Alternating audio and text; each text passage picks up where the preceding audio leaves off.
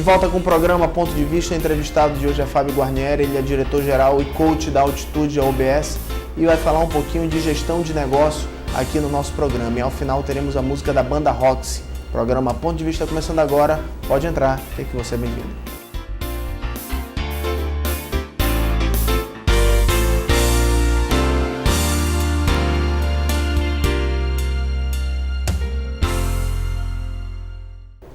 De volta com o programa Ponto de Vista, o entrevistado de hoje é Fábio Guarnieri, ele é diretor-geral e coach da Altitude, que é a OBS. Fábio, é um prazer de ter aqui no programa. Vamos conversar um pouquinho sobre negócio, falar um pouco sobre gestão, empresas de pequeno, médio e grande porte. Me diz uma coisa, hoje, qual o maior problema que você pode verificar em empresas familiares? Olha, 80%, existem algumas estatísticas, né? 80% das empresas no mundo são de origem familiar, ou são de controle familiar. Então, isso é bastante representativo. A maioria das empresas são de origem familiar. A gente tem...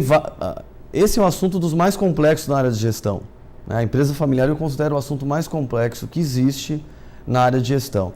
Porque não existe um fator que é determinante para que as empresas familiares venham a ter desafios, problemas aí, né? O primeiro deles é a multiplicidade de papéis. Então, eu tenho ele é pai, mas é chefe. Eu tenho meu irmão, mas ele é meu sócio.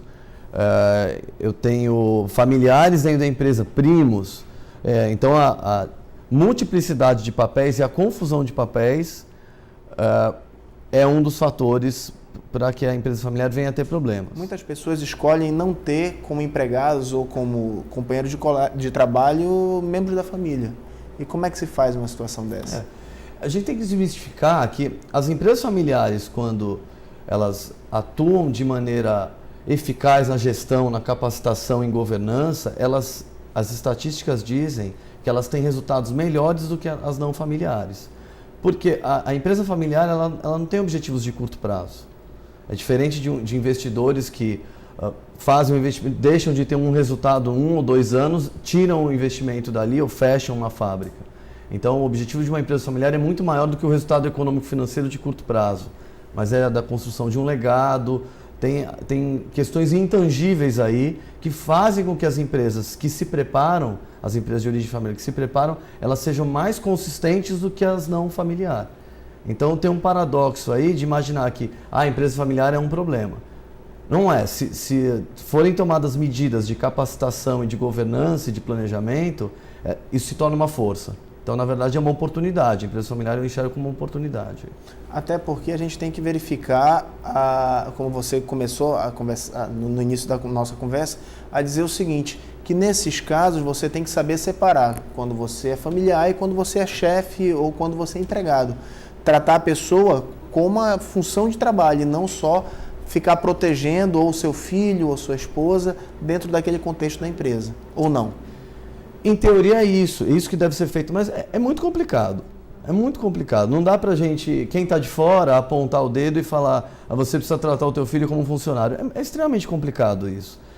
O que eu tenho aprendido nesses anos atuando com empresas familiares é que informação e capacitação é o segredo. Não adianta comprar uma solução societária, cria-se uma holding, criam-se regras, se não houver uma educação, uma preparação, e a família tem que estar engajada na construção do processo de governança, que é o conjunto de boas práticas. O que as empresas que estão aí na 18ª geração fizeram que funciona?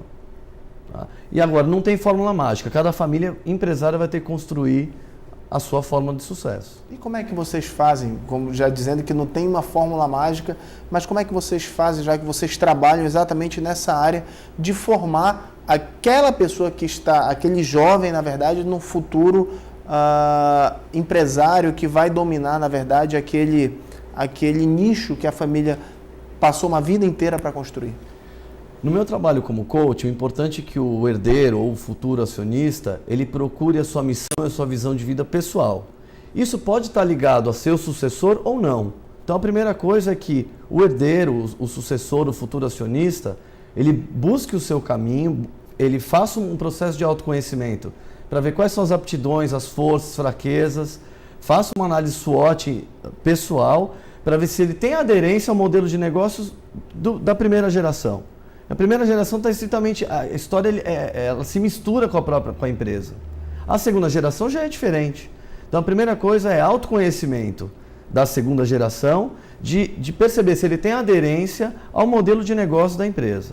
A segunda é os fundadores, as primeiras gerações, terem a percepção que precisam investir em capacitação e informação e não forçar a barra para que ocorra a sucessão.